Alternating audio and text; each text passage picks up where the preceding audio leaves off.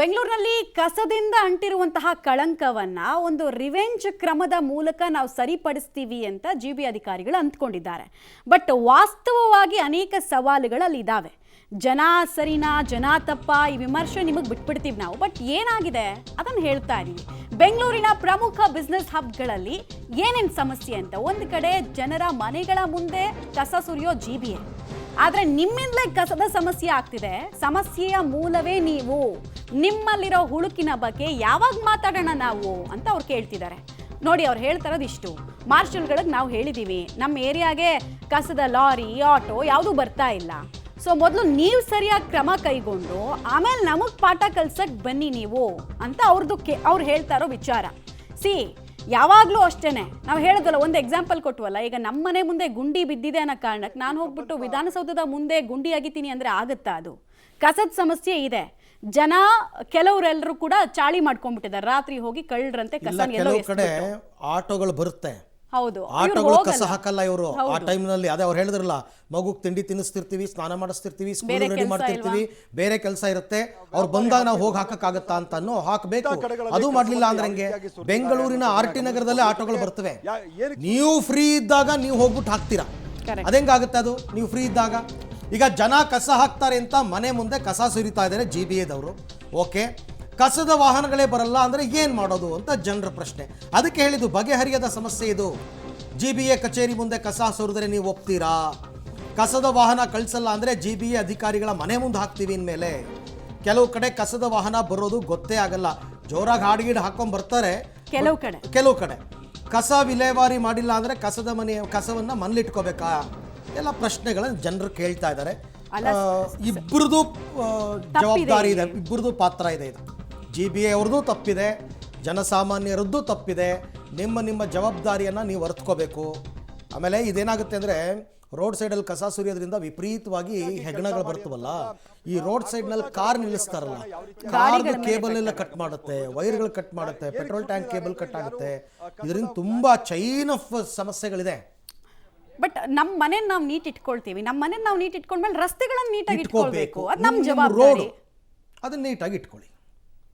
ಹಾಗಾದ್ರೆ ಇದಕ್ಕೆ ಸಂಬಂಧಪಟ್ಟಂತೆ ಒಂದು ಪ್ರತ್ಯಕ್ಷ ವರದಿದೆ ನೋಡೋಣ. ಜನರಿಗೆ ಅರಿವನ್ನು ಮೂಡಿಸುವಂಥ ವಿಚಾರಕ್ಕೆ ಸಂಬಂಧಪಟ್ಟಂತೆ ಕಸ ಎಲ್ಲಂದ್ರಲ್ಲಿ ಎಸೆಯುವಂಥ ಕಸವನ್ನು ಯಾರು ಎಸೆದಿರ್ತಾರೆ ಅವರ ಮನೆ ಮುಂದೆನೇ ಕಸವನ್ನು ಸುರಿಯುವಂಥ ಕೆಲಸವನ್ನು GBA ಮಾಡ್ತಾ ಇದೆ. ಏನು ಅಂದರೆ, ಜನಕ್ಕೆ ಇದರಿಂದಾಗಿ ಒಂದು ಅರಿವು ಮೂಡಬೇಕು, ಜೊತೆಗೆ ಪೆನಾಲ್ಟಿ ಹಾಕುವಂಥ ಕೆಲಸವನ್ನು GBA ಮಾಡ್ತಾ ಇದೆ. ಇದಕ್ಕೆ ಸಂಬಂಧಪಟ್ಟಂತೆ ಹಲವರು ಒಂದು ರೀತಿ ಅದು ಒಳ್ಳೆಯ ಕೆಲಸ ಮಾಡ್ತಿದ್ದಾರೆ ಅನ್ನುವಂಥದ್ದನ್ನ ಹೇಳ್ತಾರೆ. ಇನ್ನು ಹಲವರು ಅಂದರೆ ಇವರು ವ್ಯವಸ್ಥೆಯನ್ನು ಮಾಡಬೇಕು, ಕಸದ ವ್ಯವಸ್ಥೆಯನ್ನು ಅಂತ. ನಾನೀಗ ಕಬ್ಬನ್ಪೇಟೆಯಲ್ಲಿದ್ದೇನೆ. ಇದು ವ್ಯಾಪಾರಿ ಹಬ್ ಅಂತಲೇ ಹೇಳ್ಬೋದು. ಇಂಥ ಜಾಗದಲ್ಲಿ ಯಾವ ರೀತಿಯಾದಂಥ ಪರಿಸ್ಥಿತಿ ಇದೆ ಅನ್ನುವಂಥದ್ದು. ಇಲ್ಲಿ ಕಸ ವಿಲೇವಾರಿಗೆ ಯಾವುದೇ ರೀತಿಯಂಥ ವ್ಯವಸ್ಥೆ ಮಾಡಿಲ್ಲ ಅನ್ನುವಂಥ ಆರೋಪ ಜನ ಮಾಡ್ತಾರೆ. ಇದು ಗಮನಿಸ್ಬೋದು. ಹಲವು ತಿಂಗಳುಗಳಿಂದ ಕಸ ಯಾವ ರೀತಿಯಾಗಿ ಡಂಪ್ ಮಾಡಿದ್ದಾರೆ ಅಂತ ಅಂದರೆ, ಖಾಲಿ ಜಾಗ ಸಿಕ್ಕರೆ ಸಾಕು ಅಲ್ಲೆಲ್ಲವೂ ಕೂಡ ಡಂಪ್ ಆಗಿರುತ್ತೆ. ಅದನ್ನು ವಿಲೇವಾರಿ ಮಾಡುವಂಥ ಕೆಲಸ ಸರಿಯಾಗಿ ಆಗಲ್ಲ. ನೋಡಿ, ಈಗ ಕವರ್ ಕಟ್ತಾರೆ, ಎತ್ಕೊಂಬಂದು ಇಲ್ಲಿ ಹಾಕ್ತಾರೆ. ಯಾರು ಕೂಡ ವಾಹನಗಳು ಬರಲ್ಲ, ಮತ್ತು ನಮಗೆ ಆ ವಾಹನ ಬಂದಿದೆ ಅನ್ನುವಂಥದ್ದೇ ಗೊತ್ತಾಗಲ್ಲ. ಅಷ್ಟರ ಮಟ್ಟಿಗೆ ಅವ್ಯವಸ್ಥೆ ಇದೆ. ಸರಿಯಾದಂಥ ವ್ಯವಸ್ಥೆ ಮಾಡಿದ್ರೆ ಯಾಕೆ ನಾವು ಇಲ್ಲಿ ಕಸವನ್ನು ಸುರಿತೀವಿ ಅನ್ನುವಂಥ ಮಾತುಗಳು ಜನ ಹೇಳ್ತಾರೆ. ಈಗ ನನ್ನ ಜೊತೆಗೆ ಇಲ್ಲಿನ ನಾಗರಿಕರಿದ್ದಾರೆ, ಅವ್ರನ್ನ ಮಾತಾಡಿಸ್ತಾ ಹೋಗ್ತೀನಿ ಏನು ಹೇಳ್ತಾರೆ ಅಂತ. ಸರ್ ನಮಸ್ಕಾರ. ಯಾಕೆ ಸರ್ ಕಸನ ಇಲ್ಲಿ ಯಾರ್ಯಾರು ಜನನೇ ಎಸ್ತಿದ್ದಾರೆ, ಎಸಿಬಾರ್ದು ಅಂತ GBA ಅರಿವನ್ನು ಮೂಡಿಸ್ತಾ ಇದೆ, ಅವ್ರ ಮನೆ ಮುಂದೆ ಕಸ ಹಾಕಬೇಕು ಅಂತ? ಯಾಕೆ ಹಿಂಗೆ ಸರ್? ಇಲ್ಲಿ ಏನಂದರೆ, ಮೊದಲು ಸಂಗ್ರಹಣಾ ಪಾಯಿಂಟ್ಗಳು ಇಲ್ಲ ಸರ್. ಮುಂಚೆ ಮನೆಗೆ ಬಂದು ಸಂಗ್ರಹಣೆ ಮಾಡ್ತಾಯಿದ್ರು. ಕಸ ಸಂಗ್ರಹಣೆ ಮಾಡೋರು, ಆರನ್ನು ಹಾಕ್ಕೊಂಡು ಹೋಗೋರು, ಮತ್ತು ಆಡು ಹಾಕ್ಕೊಂಡು ಹೋಗೋರು, ಏನೋ ಮಾಡಿ ಸಂಗ್ರಹಣೆ ಮಾಡ್ತಾಯಿದ್ರು. ಈಗ ಸಂಗ್ರಹಣೆ ಮಾಡೋದು ನಿಂತೋಗಿದೆ. ಮತ್ತು ಎಲ್ಲಿ ನಾವು ಕಸ ಎಲ್ಲೂ ಹಾಕ್ಲಿಕ್ಕೆ ಪರಿಸ್ಥಿತಿ ಇಲ್ಲ. ಅದಕ್ಕೋಸ್ಕರ ನಾವೇನು ಮಾಡಬೇಕಾದ್ರೆ ರಸ್ತೆಯಲ್ಲಿ ತಂದು ಸುರಿಬೇಕಾಗುತ್ತೆ. ಫಸ್ಟು GBA ಏನು ಮಾಡಬೇಕಂದ್ರೆ, ಫಸ್ಟು ಅವರು ಕಲೆಕ್ಷನ್ ಪಾಯಿಂಟ್ಗಳು ಮಾಡಿ, ಮುಂಚೆ ಆಟೋಗಳು ಬರಬೇಕಲ್ಲ, ಆ ಥರ ಆಟೋಗಳು ಮಾಡಲಿ, ಸೌಂಡ್ ಹಾಕೊಂಬರಲಿ, ನಾವೇ ಕಸನ ಗಾಡಿಗೆ ಹಾಕ್ತೀವಿ. ನಾವೆಲ್ಲೂ ರಸ್ತೆಗೂ ಹಾಕಲ್ಲ, ಯಾವುದೂ ಹಾಕಲ್ಲ. ಇದು ಬೇಕಾದ್ರೆ ನಾವು ಶ್ಯೂರಾಗಿ ಹೇಳ್ತೀವಿ. ಫಸ್ಟು ಮೊದಲು ಕಲೆಕ್ಷನ್ ಪಾಯಿಂಟ್ನ ಮಾಡಿ, ಅಂದರೆ ಕಲೆಕ್ಷನ್ ಆಟೋಗಳನ್ನ ಕಳಿಸಿದ್ರೆ ನಾವೆಲ್ಲ ಅಲ್ಲಿಗೆ ಹಾಕ್ತೀವಿ. ಅದೊಂದು ಅರಿವು ನಾವು ಮೂಡಿಸ್ತೀವಿ ಸರ್. ಅಂದರೆ ಯಾವ ಗಾಡಿಗಳೇ ಬರಲ್ವಲ್ಲ, ಕಸದ ಗಾಡಿಗಳು ಯಾವುದು ಬರ್ತಾಯಿಲ್ಲ ಸರ್. ಅದು ಯಾವುದೋ ತಳ್ಳಗಾಡಿ ಇಟ್ಕೊಂಡಿದ್ದಾರೆ, ಅದು ಚಕ್ರನೇ ಇಲ್ಲ. ಬೇಕಂದರೆ ನೀವು ನೋಡ್ಬೋದು, ಚಕ್ರನೇ ಇಲ್ಲ. ಅದು ಚಾಪೆಯಲ್ಲಿ ಹೇಳ್ಕೊಂಡು ಹೋಗ್ತಾರೆ ಕಸನ, ಆ ಥರ ಮಾಡ್ತಾರೆ. ಕಸಗಳು ಇವ್ರು ಎಲ್ಲಿ ಹಾಕ್ತಾರೆ ಜನಗಳು? ಅದರಿಂದ ಮನೆ ಮುಂದೆನೇ ಹಾಕ್ತಾರೆ. ಇವ್ರು ಹೇಳ್ದಂಗೆ, ದೀಪರು ಹೇಳ್ದಂಗೆ ಕಸಗಳಿಗೆ ಪಾಯಿಂಟೇ ಇಲ್ಲ. ಮೊದಲಾದರೂ ಅಲ್ಲಲ್ಲಿ ಪಾಯಿಂಟ್ ಇತ್ತು, ಇವಾಗ ಪಾಯಿಂಟು ಇಲ್ಲ. ಅವ್ರ ಕಸನೂ ತಗೊಂಡೋಗಕ್ಕೆ ಬರೋದಿಲ್ಲ. ದಿನನಿತ್ಯ ಮನೆಗೆ ಬಂದರೆ ಶಿಲ್ಪಿ ಹೊಡ್ಕೊಂಡು ಆರಾಮಾಗಿ ಜನ ಹಾಕ್ತಾರೆ. ಏನಾಗ್ತಾ ಇದೆ, ಎಲ್ಲೂ ಹಾಕಕ್ಕೆ ದಾರಿ ಇಲ್ದಿರ ಮನೆ ಮುಂದೆನೇ ಸುರಿಬೇಕಾಗ್ತಾ ಇದೆ.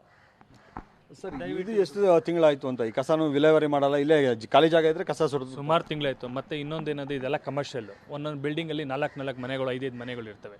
ನೀವು ಒಬ್ಬರು ಕಚಡ ಹಾಕ್ದ ಅಂದರೆ ಅವ್ರ ಮನೆ ಮುಂದೆ ಸುರಿತೀರ. ಅವನೇನು ಮಾಡ್ತಾನೆ ಪಾಪ, ನೀವು ಗಾಡಿಯನ್ನು ಕಡಿಸಿದ್ರೆ ಆ ಗಾಡಿಗೆ ಹೊತ್ಕೊಂಡೋಗಿ ಹಾಕ್ತಾನೆ. ಅವ್ನು 4 ಫ್ಲೋರಲ್ಲಿ ಯಾರು ತಪ್ಪು ಮಾಡ್ತಾರೆ, ಒಬ್ಬರು ತಪ್ಪು ಮಾಡ್ತಾರೆ, 4 ಜನದ್ದು ಏನು ಶಿಕ್ಷೆ ಆಗಬೇಕಾ? ತಪ್ಪದು. ಫಸ್ಟು ನೀವು ಗಾಡಿಗಳನ್ನ ಮುಂದೆ ಬಿಟ್ಟು ವಿಸಿಲ್ ಹೊಡೀರಿ, ಬಂದು ಅರಿವು ಮೂಡಿಸಿ. ಅವ್ರು ತೊಗೊಂಬಂದು ಹಾಕಿಲ್ಲ ಅಂತ ಹೇಳಿದ್ರೆ ನೀವು ಫೈನ್ ಹಾಕೋಕ್ಕೆ ನಿಮಗೂ ಒಂದು ಮರ್ಯಾದೆ ಇರುತ್ತೆ. ನೀವು ಮಾಡ್ತಿರೋದೇ ತಪ್ಪು.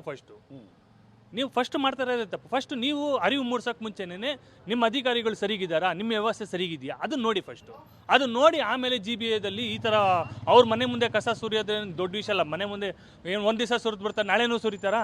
ಆಗಲ್ಲ. ಇಲ್ಲ, ನೀವು ಯಾವುದೇ ಕಾರಣಕ್ಕೂ ಈ ಸಮಸ್ಯೆನ ಸದ್ಯಕ್ಕಂತೂ ಬಗೆಹರಿಸೋಕ್ಕಾಗಲ್ಲ. ಯಾಕೆಂದರೆ ಬೆಂಗಳೂರಿನ ಕೆಲವು ಏರಿಯಾಗಳು ಹೆಂಗಿದೆ ಅಂದರೆ ಆಟೋ ಕೂಡ ಆ ರೋಡಲ್ಲಿ ಹೋಗೋಕ್ಕಾಗಲ್ಲ. ಚಿಕ್ಕಪೇಟೆನೇ ತಗೊಳ್ಳೋಣ ಅಲ್ಲಿ ಆಟೋನೂ ಹೋಗೋಕ್ಕಾಗಲ್ಲ ಅಂದಮೇಲೆ ಆಟೋ ಎಲ್ಲಿ ಬರಬೇಕು? ಹೆಂಗೆ ಕಟ್ಟಿದ್ದಾರೆ, ಅನ್ಪ್ಲ್ಯಾನ್ಡ್ ಆಗಿ ಕಟ್ಟಿದ್ದಾರೆ. ಆಮೇಲೆ ಒಂದೊಂದು ಏರಿಯಾಗೂ ನೀವು ಪ್ಲಾನ್ ಬೇರೆನೇ ಮಾಡ್ಕೊಳ್ಬೇಕು. ಇಂಡಸ್ಟ್ರಿಯಲ್ ವೇಸ್ಟ್ ಬೇರೆ. ಖಂಡಿತ. ಮಾತಾಡೋಣ ಅದ್ರ ಬಗ್ಗೆ. ಎಸ್.